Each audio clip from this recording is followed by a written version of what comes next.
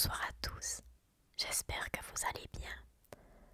Ce soir, nous allons continuer de lire la dernière lecture d'Halloween que je vous avais promis. Donc ce soir, la lecture que nous lisons se nomme La clairière aux citrouilles. En tout cas, j'espère que ça vous plaira.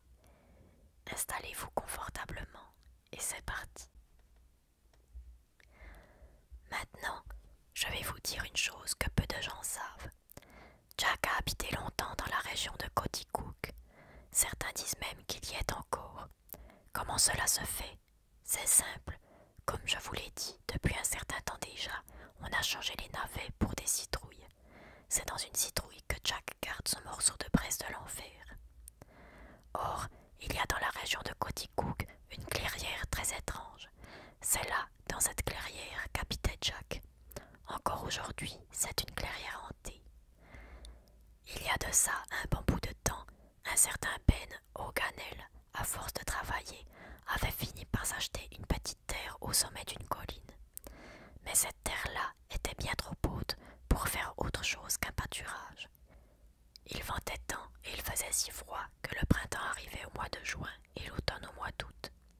Pendant une bonne vingtaine d'années, Ben s'est acharné à vouloir faire pousser du maïs, du seigle, des légumes de toutes sortes, mais rien ne voulait y pousser qu'un peu de foin.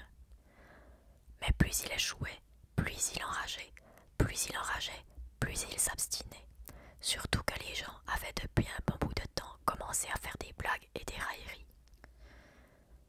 Tellement que dans notre coin, les blagues sont restées même après qu'on ait oublié l'histoire de cet enragé et de sa terre. Les plus vieux à Coaticook disent encore aujourd'hui de quelqu'un qui s'entête plus que de raison que c'est un vrai Ben O'Ganel. Ce qui fait que plus les années ont passé, plus O'Ganel s'isolait. À un certain moment, le vieux Ben ne venait même plus du tout au village.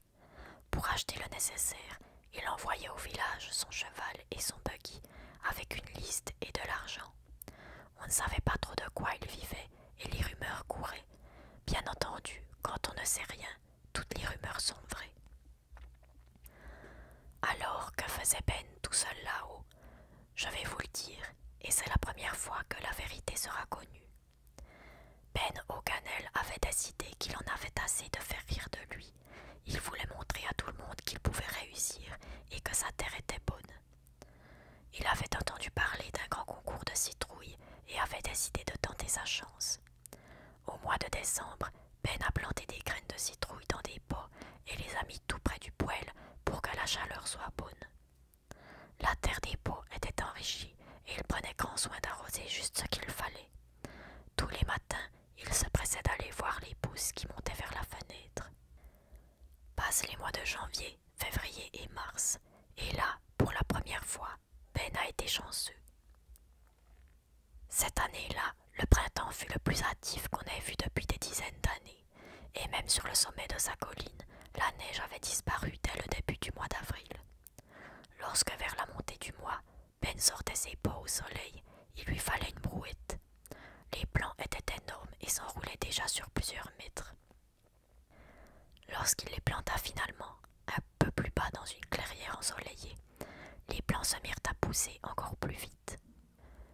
Tout le printemps et tout l'été, Ben dorlotait, chouchoutait ses plantes et leur parlait. Il négligea le reste de sa terre qui ne l'intéressait plus. Il ne voulait que penser à ses plants, mais un seul donna une citrouille. Mais quelle citrouille! Je passe les détails, mais sachez seulement qu'à la fin de l'été, Ben avait une citrouille absolument gigantesque, si grosse qu'il n'était pas sûr qu'elle aurait pu rentrer dans un camion. Mais en fait, après avoir passé tant de temps à chouchouter sa citrouille, à lui donner des petits soins et lui avoir parlé tous les jours, Ben trouvait qu'il avait enfin de la compagnie. Et agréable avec ça. Comprenez, la citrouille ne se moquait pas de lui, ne le regardait pas de travers, ne faisait pas de commentaires sur son infortune et sa terre ingrate. Ben ne pouvait pas se résoudre à arracher sa citrouille. Hésitant plusieurs jours, le moment du concours passa, et les premières gelées menaçaient déjà son ami citrouille. Ben décida de la protéger et construit une cabane autour de sa citrouille. Il transporta son poêle dans la cabane et abandonna sa maison.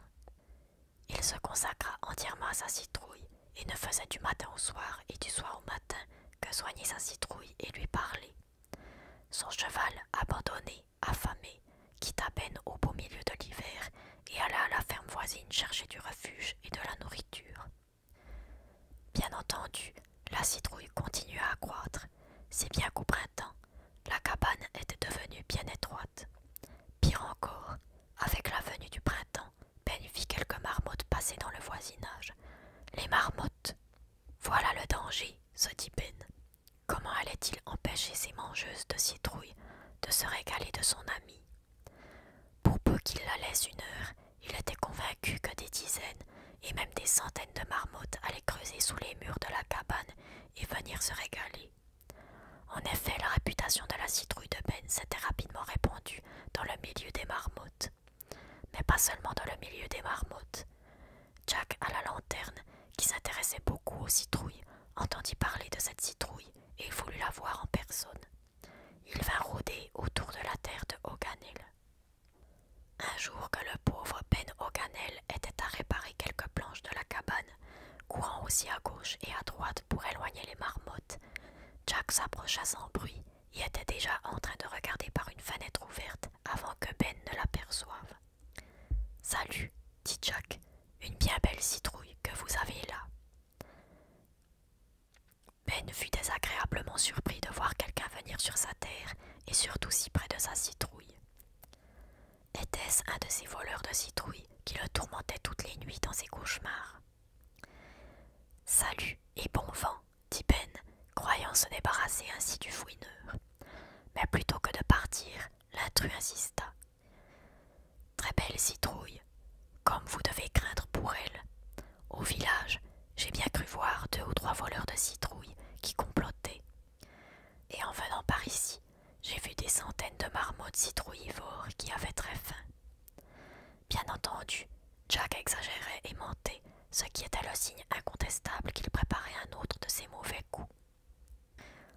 Entendant ces horribles nouvelles, Ben Hoganel saisit son fusil et se mit à courir en tous sens à la recherche de ces bêtes abominables. « Oh là !» cria Jack à la lanterne, « du calme, laissez faire vos chiens. »« Des chiens, dit Ben, je n'en ai point, ni chat, ni cheval désormais. »« Comment, vous avez une belle terre, mentit encore Jack, et surtout une si belle et si fidèle citrouille, et vous n'avez pas de chiens pour les garder. »« Des chiens, demanda Ben, garderaient ma citrouille. »« Bien entendu, répondit le malin Jack, surtout si ces chiens sont des chiens bergers de citrouille. » Ben Hoganel n'avait bien sûr jamais entendu parler d'un chien berger des citrouilles. Il demanda « Où trouve-t-on de tels chiens ?»« Ils sont rares aujourd'hui, répondit Jack, parce qu'on n'élève plus les citrouilles en troupeau. Mais vous êtes chanceux, j'ai justement avec moi 2 de ces bêtes, et elles sont bien proportionnées à votre citrouille. » Jack siffla, et sur le chemin, 2 immenses chiens s'approchèrent, grands comme des chevaux, des mâchoires comme celles des crocodiles et des griffes comme celles des lions. Ben Hoganel fut instantanément convaincu qu'il lui fallait ces chiens. Il n'aurait plus à s'occuper des marmottes ou des voleurs. Il pourrait alors se consacrer entièrement à sa passion.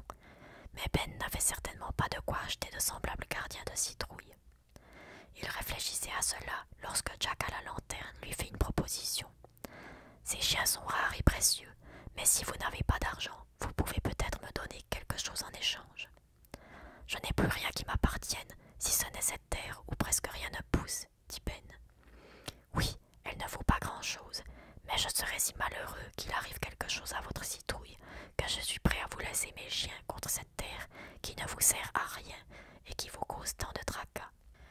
Bien entendu, je vous permets de demeurer gratis dans cette clairière où vous êtes installé avec votre magnifique citrouille. » Jack à la lanterne savait que Ben Hoganel était aveuglé par sa passion pour sa citrouille et qu'il en avait à moitié perdu l'esprit.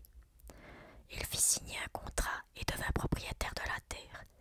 Ben, de son côté, voyait avec satisfaction ces 2 molosses traquer avec frénésie les marmottes. Les chiens étaient vraiment ardents et pleins d'acharnement. Les marmottes étaient nombreuses et les chiens étaient fort occupés. Avec une puissance extraordinaire, ils pouvaient creuser des trous énormes et ils n'abandonnaient jamais avant d'avoir débusqué chaque marmotte jusqu'au fond de son terrier. Un jour cependant, une marmotte rusée eut une idée. Elle réussit à se rendre à la cabane, creusa un petit trou au pied d'un mur et s'enfuit aussitôt. Lorsque les chiens aperçurent le trou, ils se mirent aussitôt au travail. Ils creusèrent, creusèrent, creusèrent à la recherche de la marmotte. Pendant ce temps, les marmottes avaient tout le temps de se rendre à la porte et aux fenêtres de la cabane.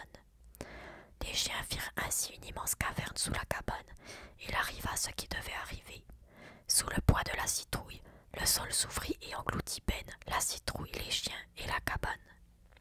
Aujourd'hui, bien peu de gens se souviennent de Ben O'Connell et de sa passion pour une citrouille.